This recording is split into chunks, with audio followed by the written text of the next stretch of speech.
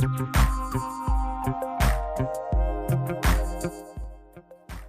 right, there we go. Me and this mute button. Good morning, everybody. Today is Thursday, August 29th, 2024, and you were in the Java Cafe this morning. This morning, we have the opportunity to talk to a young woman who is a first-generation college graduate. She's an attorney. She moves more in the place, I guess I would say, sports equity for athletes, as far as being an attorney, but she'll clarify that.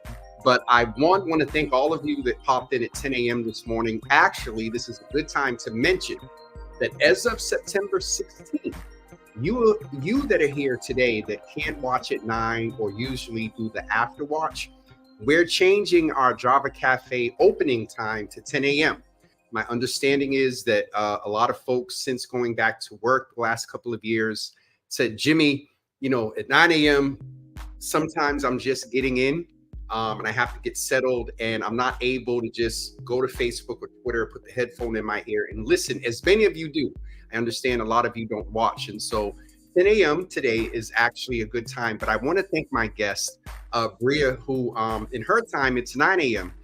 There in, I believe, Chicago. So without further ado, I'm going to bring her in, and we're going to chat this morning about the transatlantic slave trade and how that's impacted her family, her research, and the information that she has, how that has informed how she moves in life for equity. And so without further ado, I'm going to turn this music down some and bring in attorney.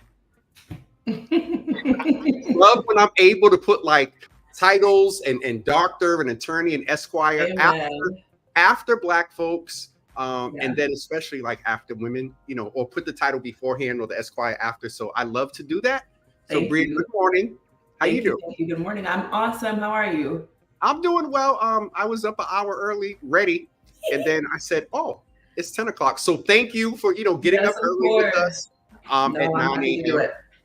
Absolutely. So we're going to cover quite a few things today, and the correlation between the information that you have about the transatlantic slave trade, how that information has informed who you are and how you move for people. I'm looking forward to hearing that. And so I'm also going to ask my audience, do me a favor and hit that share button and invite some folks into the room, because as we always do, this is going to be a very interesting, informative conversation. And so Bria, first of all, greet the audience and say hello and describe the state of Black America post your awareness or in consideration of your awareness in one word. Word? You pick a girl from the Windy City, Chicago, who is a lawyer. Like, I'm trained to say a million things, so give me a minute to keep it concise. The condition, you said, the status or condition, I would say unaware. Really? Yeah. Wait, with all this wokeness. Okay, all right. So first, greet the audience, say hello. We're going to go into a little bit of your journey, and then I really want to get the context of unaware, because I know. Well, we'll get into that in a few minutes. Okay. And then we're going to learn a little bit about you and your journey, and then we'll get into your word unaware, and then also a lot of the things that you're doing. Sure. Okay. So I, like you've mentioned already, I'm originally from Chicago, but currently living in Kansas City. Got a job here after law school, and was working at a law firm, kind of traditional law firm, but had always had a background and interest in sports, specifically based on the angle of equity in race and gender. And so I am married to a professional athlete now. Our family lives part-time in the US, part-time in Tokyo, Japan, because of his career. So that's where we get kind of the world traveling, sustainable tourism angle. But my work in sport, I was a sports journalism in undergrad, went on to do sports law, and then now experiencing the industry of sport through my lived experience as a sports wife. And so I really have kind of a vantage point from every perspective, which allows me to think very critically about one of the largest industries, commercial industries in the world, not just in the US. We're talking about the global multi-billion-dollar sports industry, which is projected to do upwards of B billions within the next 10 to 15 years. And it's uniquely one of the industries that touches every other industry almost. And so you don't just have sport happening within the vacuum or microcosm of sport. It's Mhm. trade, it's touching commerce, it's touching technology, it's touching labor. And so even though people might not readily think of sport and entertainment as something that readily pairs with transatlantic slavery, the way my brain works, it sees the connection very clearly through all of this, and so that informs my word unaware, where it's kind of like something hiding in plain sight that we all consume, um, and there's it's kind of just more nefarious, I think, underneath. It is interesting because as you were talking, I'm thinking about things like the 13th Amendment. Yeah, You talk about the slave trade, and let's be 100. Um, a lot of sport figures and those that make money for the owners, and you talk about, from the merchandising to just all the capitalism that comes with it. exactly Um, right. Folks on the spectrum of you and I's complexion Yeah, and background are major elements and components in the sports industry. And so this is going to be a very interesting conversation. And so if you don't mind, when you say the word unaware, and my brother Sean on Instagram talked about, unawareness is the key thing that kind of, I have this term now, ignorance is bliss and awareness is stressful AF. agree. When you become aware of the stuff, it's like, oh my God. Literally. Because you just, and the way my brain works, yeah, and I sense that yours is similar as well. And Yep. so you said unaware. In 2024, with where the state that I'm in, you have a governor that passed Yeah. legislation around anti-wokeness post 2020, post George Floyd, post the 70s. Unaware? Do you mean in the context of what you just said, or unaware of the transatlantic slave trade history, or all of it? Elements of all of it. I Okay. think when I say unaware, I mean the depth of the impact and the ways that it's still being perpetuated in capitalistic systems down to like consumerism elements. And so I think people are, of course, aware of the transatlantic slave trade, the disequity that still exists. We see it in some of the most obvious ways that impacts our daily lives.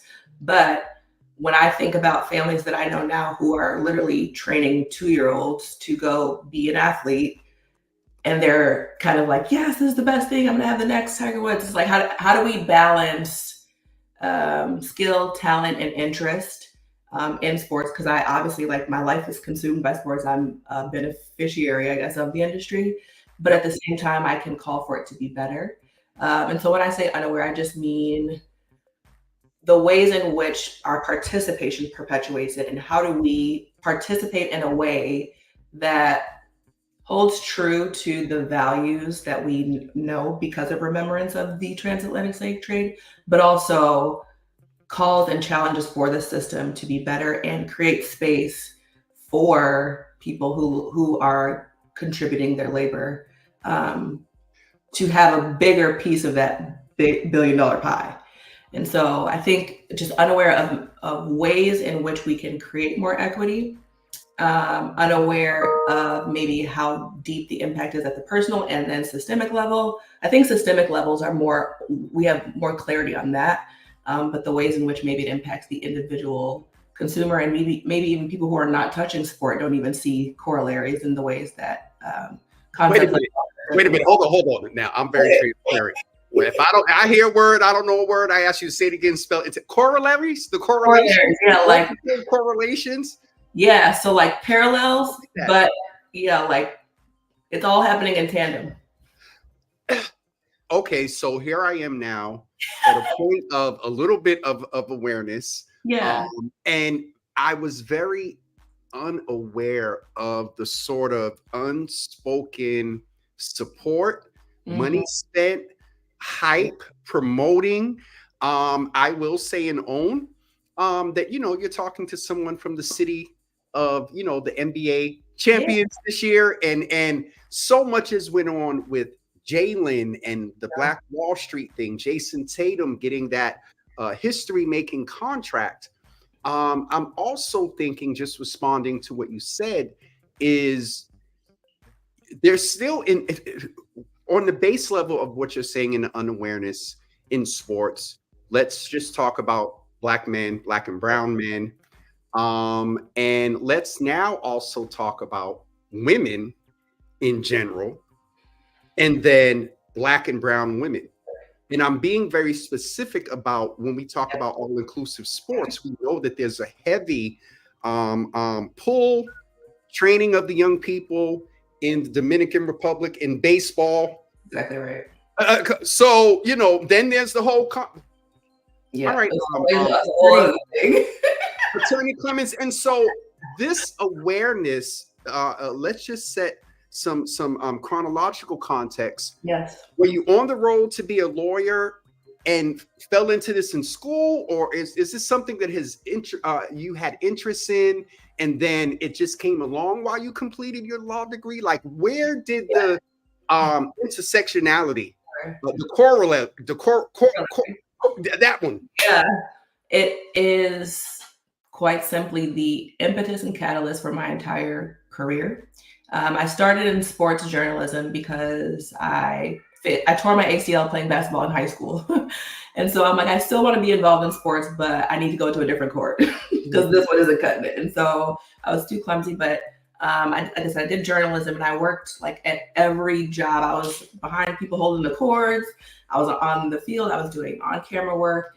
And the more that I was reporting on stories and the higher up I went in the industry, the less I saw people who looked like me, the less I saw people who looked like the people on the court, on the field, kind of driving the show. And so as a journalist reporting on topics, I was like, I want to change these issues, not just talk about them. And so then that's why I went to law school, so that I could get a more clear understanding of how systems work. Because as we all know, it's not just, bringing awareness, it's also now effectuating change at the kind of infrastructure level. And yeah, so it's literally been the kind of masthead of everything that I do. Because it just, to me, it's easy to dismiss when you see people making millions of dollars. So you're talking about the Jason Tatums, the Jaylen Browns, people making millions of dollars, but in context or in comparison to the billions of dollars that are being made from their labor, like, to me, it was just a simple like economics concept. Yep. It doesn't make sense to me. Why are we okay with it in this industry, but in no other industry? And so I started digging, and I haven't stopped. So as you're talking, I'm texting a couple of folks. I'm like, you need to tap in real quick. How does your awareness of this and what's going on in sports betting? Because that is a whole different industry. The money that's being made there. I don't know what the numbers are around, black and brown folks who are can become addicted to gambling. Yeah. Right now it's a chill, parlaying, and it's so weird. They use the word parlaying, and in our terminology, that means to chill. Yeah. And it inadvertently leaves this thing that you're okay to. So even thinking about the multi-billion-dollar industry that is becoming or already is, my thing is this is not horse racing. Yeah. And just with the inequity and how the majority of those that look like us, they're in sports. I just had that image that all these folks, with the sports betting, some of the folks lighter than me are just making all this money on just betting on the ability of our bodies. So that's exactly right. And I understand the hesitation to even let your mind go to that. Yep. it feels uncomfortable. And so that kind of dis-ease literally that you felt even just there is what has like, that's what I felt initially to entering this industry. And the imagery for me, and kind of one of the things that started my most recent spiral, was the stock exchange. And I was like, because one of my questions was, how are we, evaluating what one athlete is worth versus another? Because at the end of the day, the thing that is driving all of this is media deals. But with that being said, yes, you pay me for my labor, but you're not paying me for my image. And so I was getting into, I'm like, what does it look like for athletes to own their masters? I was trying to kind of piece out kind of some of the economics of exploitation is what I call it. And in so doing, I found myself at Wall Street, the origins of, where you have literally people betting and bidding on human bodies and the price of a human body. And so when we think about the transatlantic slave trade, when we think about the current sports market, we say we're trading contracts for people, which is a legal term. What you're doing is you're trading people, you're trading their labor, going from team to team. I own them. Like the language we use is the same. I have a book here. Already done it up. And I read this in undergrad, and this piqued my interest like you wouldn't believe. It's so, just in looking in that book, a couple of people I just text, it's a very interesting conversation to have, because put the book up again. Hold on, we need to get a single shot of that. So that, how old is that book? I think maybe 2000. Okay, so it's recent. 2006.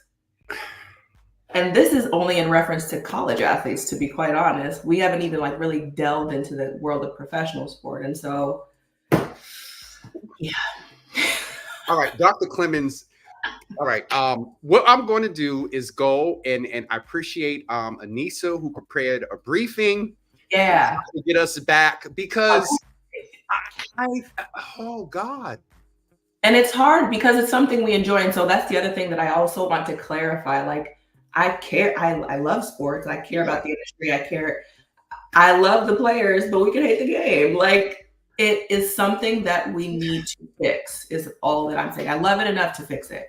And so I'm not here to demolish or tear down sport as an industry. I quite literally want to equitize the enterprise. Like, I just want to make it more equitable for athletes. It really has to be, because again, I love my team, but because I'm in Boston, algorithms, I see the Jason and Jalen, especially Jalen, with what he's trying to do around Black Wall Street, the Boston Exchange, the Oakland Exchange. So there, I believe, is an intentionality. And we also know that Jalen moves very interestingly so, with the pushback, which I see in your face, you appreciate how he moves. And so I'm going to get us back on track in a second. But last sort of off the cuff question is, are people in the industry aware of you and taking advantage of you? Oh, they are. Okay. And I know you can't divulge clients and all that other stuff, but I'm trying to get there. And that's one of the questions, actually. I know that Anissa prepared, kind of, how do I keep the remembrance of this alive in the work that I do?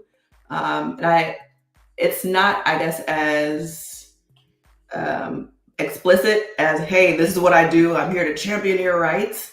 But I do for sure encourage education, because a lot of the people that I do work with, and specifically in the context of contracts, which we can also talk more specifically about, that's the one place where you have an opportunity to advocate for yourself.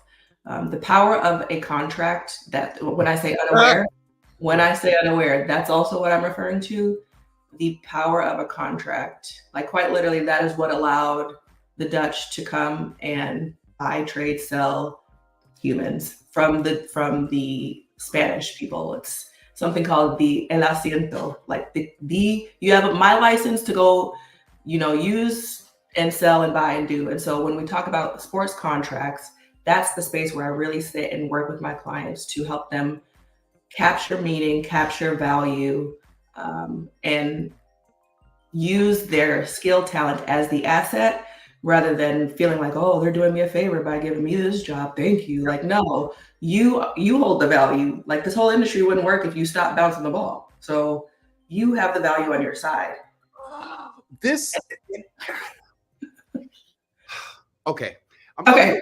I'm going to go to the questions that Anissa, prepared, and try to bring myself in, because I literally have a headache over my right eye now, because I'm thinking about these young men, Black and brown men that are coming out of college. I'm thinking about Black and brown. I'm thinking about women in general, and then specifically Black and brown women, with all that's going on with women's basketball.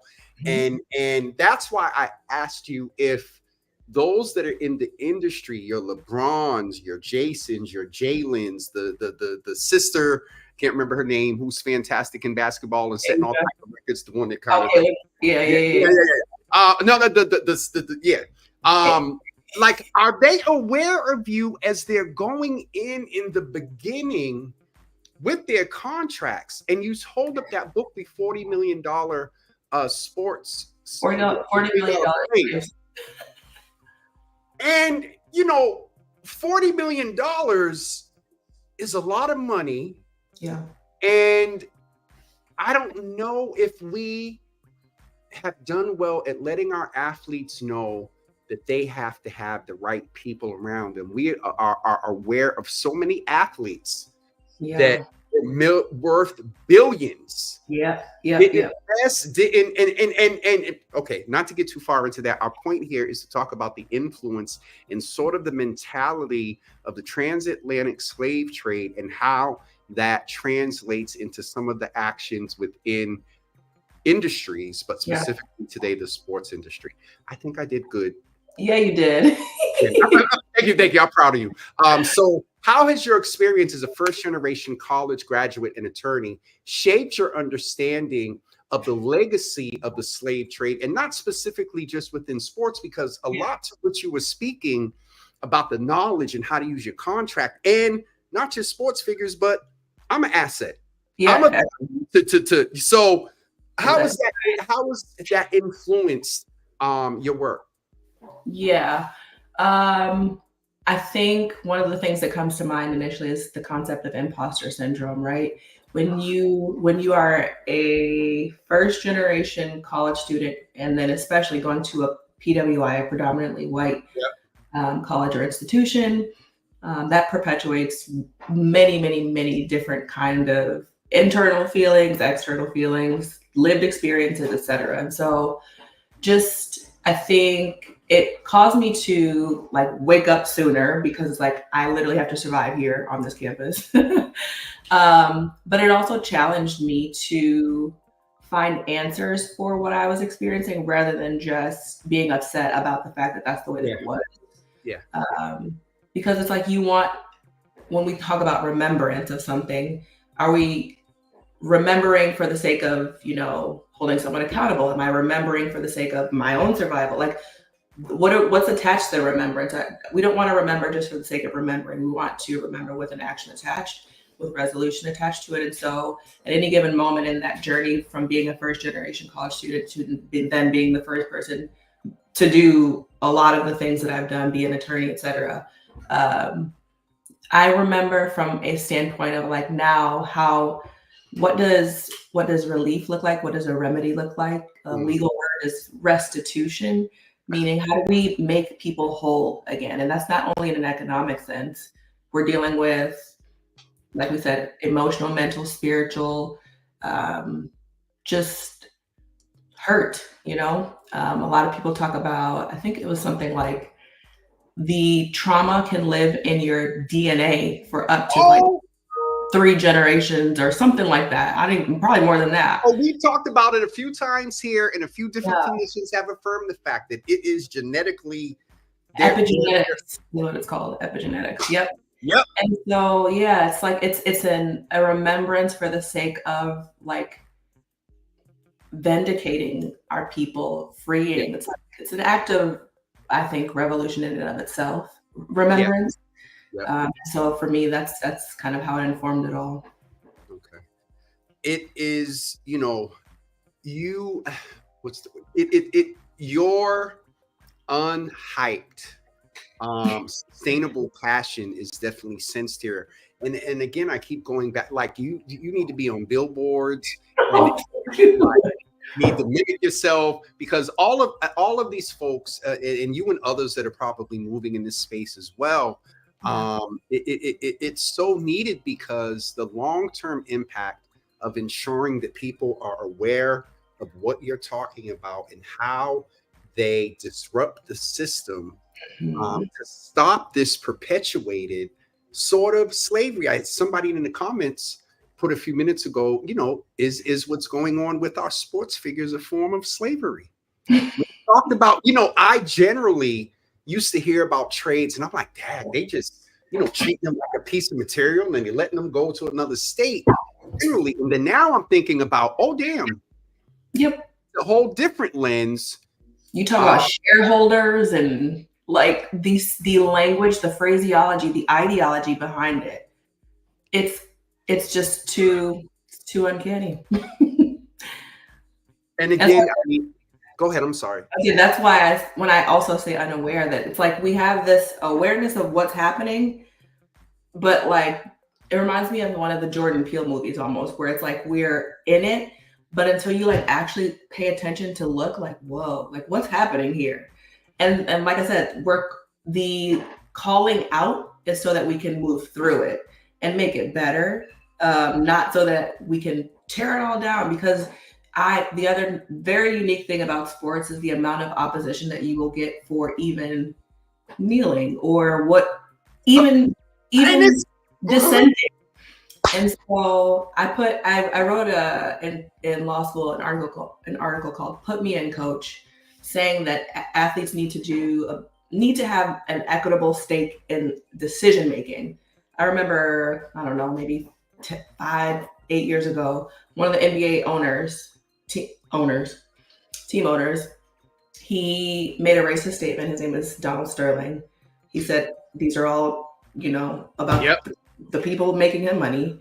And all that the athletes could do was show up to the next game and wear a black shirt, and say, we don't agree. They couldn't, because under contract. They couldn't vote to get him out. They don't have a legal status as stakeholders in the league that they built. And so just concepts like that, I'm like, how do we disrupt? Hold on, because I'm about to tweet Jalen right now and be like, hey, you need to y'all, because him being the president of the Players Association, that's right. You need to have a conversation with him. That's right. Hey, brothers. All right. So the last question I want to ask you, in sort of this awareness and not being stressed out, and help me get rid of this headache over my right eye, what are the tools, not just within the sports industry and awareness and education, but me and one of my brothers, Anthony, often talk about how we negotiate contracts and things. And so what are some tools that we can maybe apply to everyday life? And if you can't make it in that layman's place, what are some tools for small business owners and entrepreneurs that bring added value, our asset, to ensure that same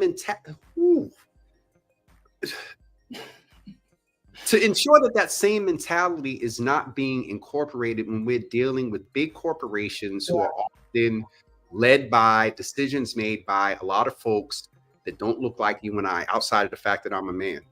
Yeah.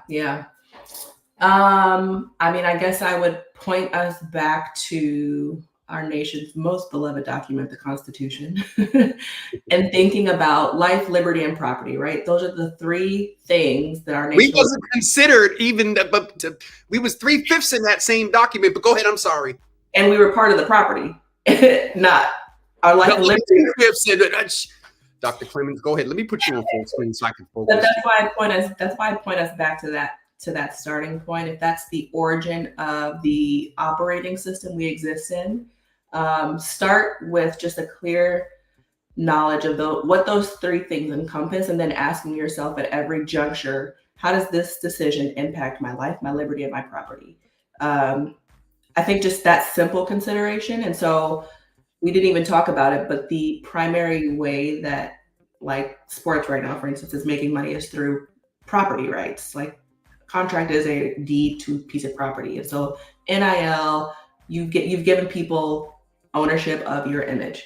And so property is just a concept of ownership. And so if I'm a small business owner, if I'm an entrepreneur, that's even why entrepreneurship exists, is because I don't want someone else to own my time.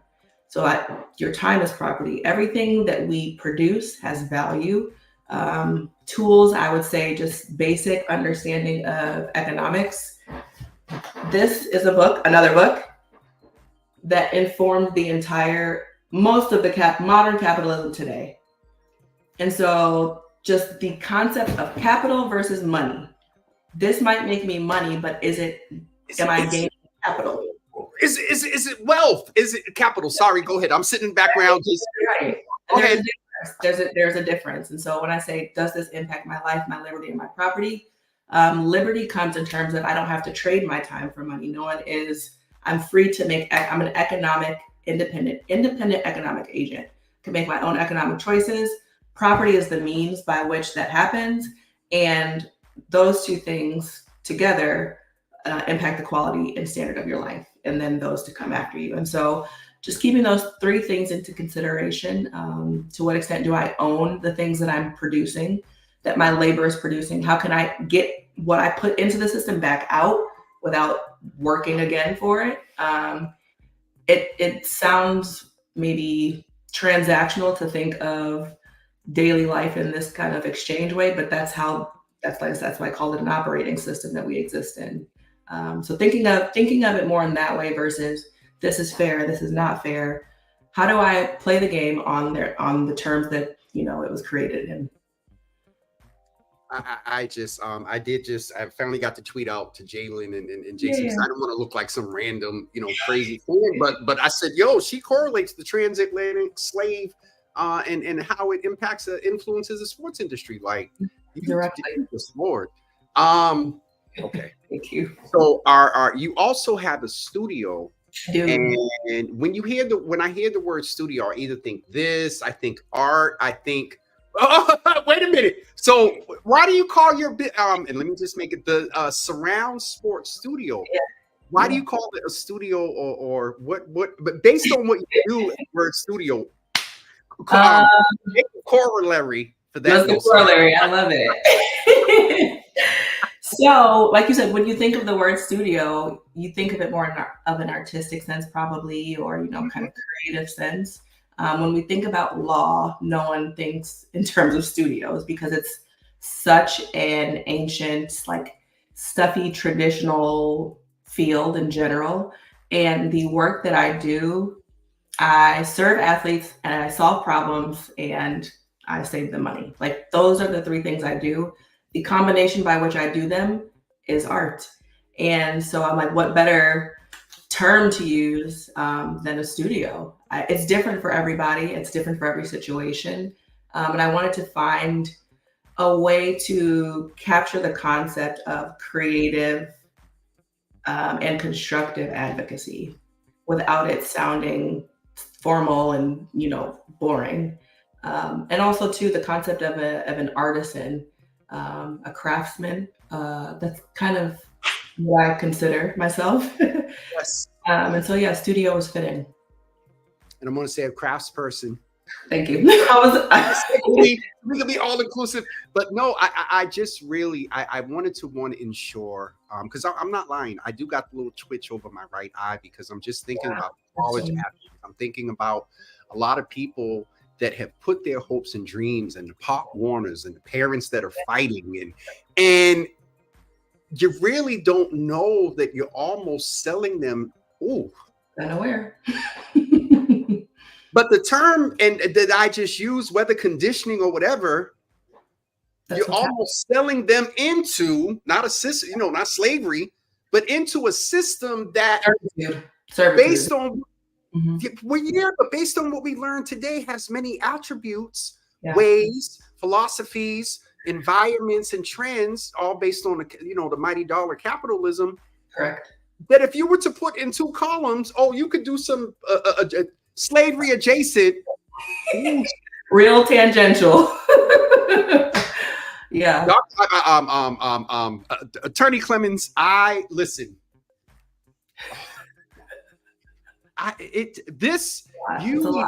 You need to be in schools. You need to be doing this with Pop Warner. You need to be doing this at NCAA. You need to be doing it because you have the ability. Oh, I love. No, because because my brain is now going. We got a connection with a patriot. I'm about to tell a couple of brothers, you need to make sure that he talks to her, and then he can talk to his network, because at the end of the day, if these people that are, $40 million slave, if they're not, first of all, putting up for them, and a lot of them want to help communities, so I'm going to be transparent about that. They need to take care of themselves, but a lot of them do give back. How much more would they have the influence on the most marginalized communities, from which they come? Rather than giving, 10 million, they can give $1 billion based on the fact of them being able to negotiate a contract. And it's not just the money. It's also the ability that I can take a stand, on an issue when I want to, and outside of just the t-shirt. That's exactly right. The same thing where it's like I saw on social media. Would you rather have like $1 million or a dinner with Jay-Z? We're talking about value, commensurate value. And so yes, $40 million is great, and that's a lot of money. But dinner with Jay-Z, I'm walking out there with networking. I'm walking out there with a cell. Exactly. And so it may take longer to get to the million, but see, this is the thing that we don't often think of. Long game.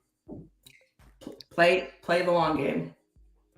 And that is, I literally, now it's spreading all over here, the headache, because you see it. It's okay. So where do folks follow you? Do you have a website? If Jalen or Jason happens to watch and comes on, how do they contact you? If they want to contact you, they're going to figure it out. But I'm just on Instagram for now. Shoot. I'm working on getting my website and everything redone at the moment. Yeah, me too. But my Instagram, just Bria Clem, BriaClemm, and that's just across social channels. BriaClemm. Yep. At Bria Clem. Yep. Oh my God. I love it. That's what I love. And I love to bring the information and awareness. And the mission is bring the information and awareness to get people to move toward action, toward an equitable quality of life for everyone. Yeah. Some of these sports figures, you need to be talking to Black and brown sports agents and women's sports agents, because they need to be, they're the ones that Jesus, the lawyers and Yes. Bria Clemmons. This is awesome. I appreciate the platform. It is awesome, but now you're gonna leave me. I'm supposed to be in vacation now for the next, because you don't just hit end stream and right. It's so now my brain is gonna be like, welcome to my world. Yeah. Okay. So with you saying that, as a Black woman that moves in this space that is highly dominated by men, white men, and sometimes our brothers, don't always look out for sisters the way they should. What do you do for self-care, and how do you take care of yourself? It's a really great question. And it goes back to the imposter syndrome thing that I touched on before. I eradicated that from my emotional wardrobe. What do I do for self-care? I remind myself of why I'm doing what I'm doing. And it's not secondarily, it's for the people who I do it for, but more importantly, it's because it's valuable to the people who've come before me, the people who will come after me. And so it matters to me at a deeper level. So when I remind myself why I do what I do, I remind myself that I'm good at what I do. And that might seem either insignificant or Depending on who you are, you might take that as arrogant, but I feel like especially for Black women in spaces where you are operating and don't look like you don't hear that, you don't get that. People tear you down at every opportunity that they can. And so for me, the same way that I do with the athletes that I work with, I remind myself of my value. Because like at the end of the day, like you are the most important advocate for yourself. No one else is going to advocate for you like you will. And so I do the things that I teach my clients to do. And then I also, for me, a lot of this is spiritual as well. Yes. So I'm heavily active in my faith, and just stay rooted in things that are true to me at the core, and family, things like that. Yeah. I'm going to challenge you a little bit as someone who was on a journey to really investing in my own self-care. Please. Do a little bit deeper of your self-caring, because you fluctuated between the work and you. And I know what it is. The governor asked me once, he was like, James, what do you do to take care of yourself? I was like, oh, he said, what do you do to make yourself happy? I was like, I help the community. That makes me, nah, bro.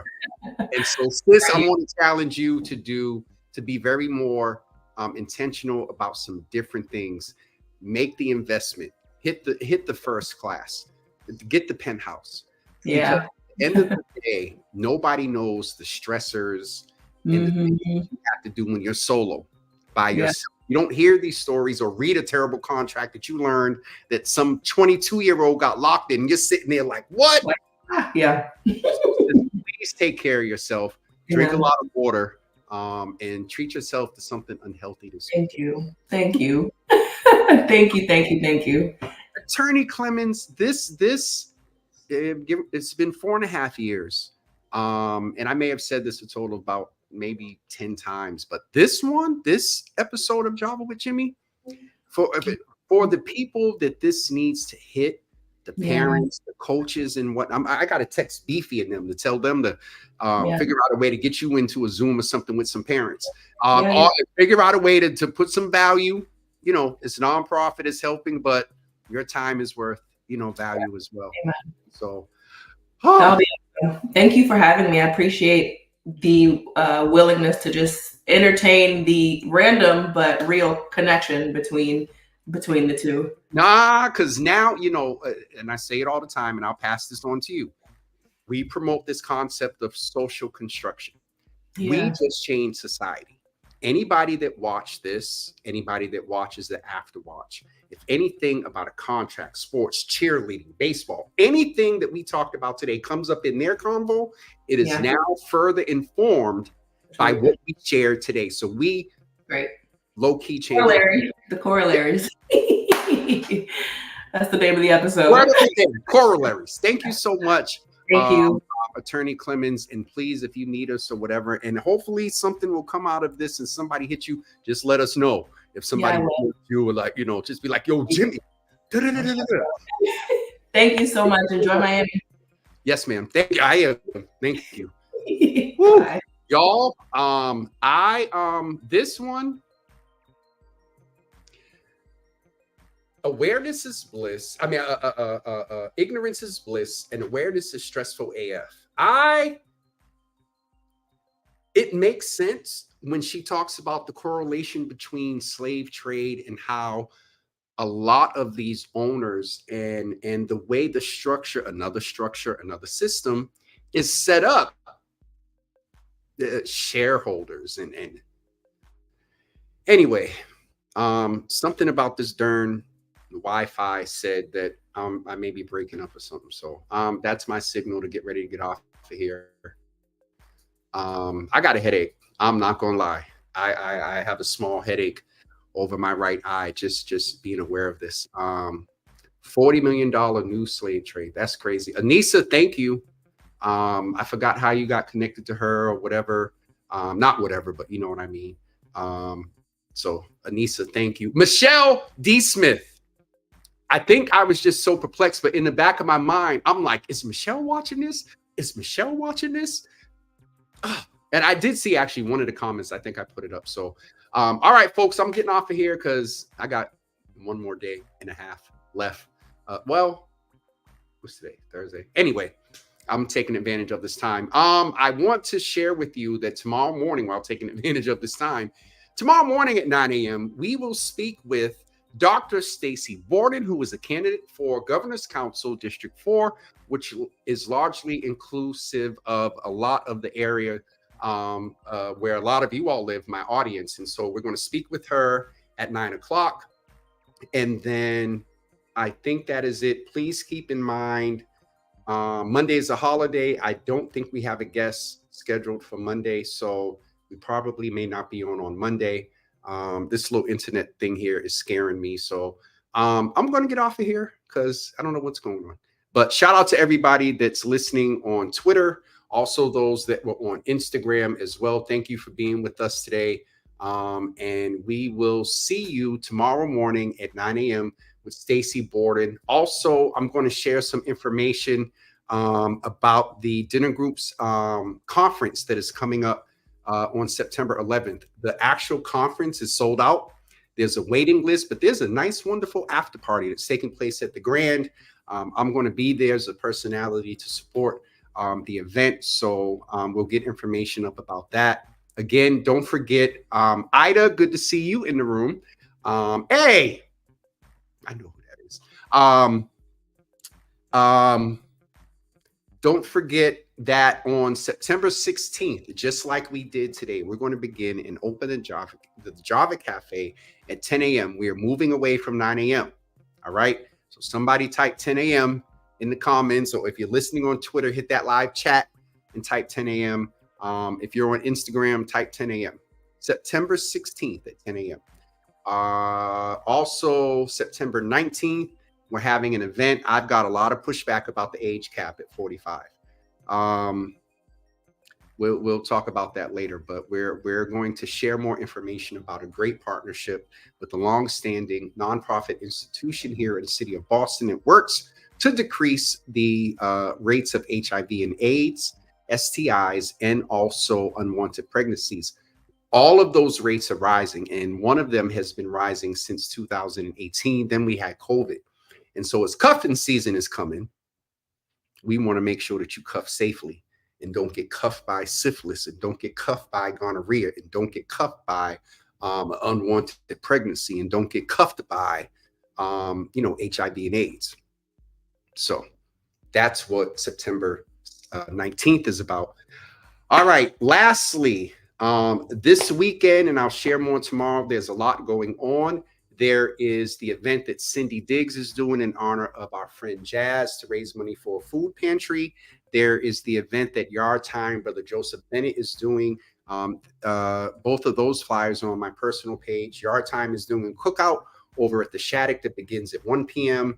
Moms to Wilma's going to get me. Pastor Wilma Faye Mathis is doing a book bag giveaway. I think starts at 11 a.m. Both of those flyers are on my personal page, so go check those out. And also, BID, the Business Improvement District downtown, is having a big event with a DJ and whatnot. And I'm going down to support Estella, Brother Georgie, for that. So, all right, y'all. That woman wore me out. So I have to go rejuvenate. Y'all have a wonderful day. We'll see you tomorrow again, live from Miami, with Dr. Stacy K. Borden. Talk to you guys soon. Have a great day, everybody. Thank you for tuning in. Thank you for coming in at 10 a.m. It's not our usual time, but I appreciate it. We'll talk to y'all later. Thanks.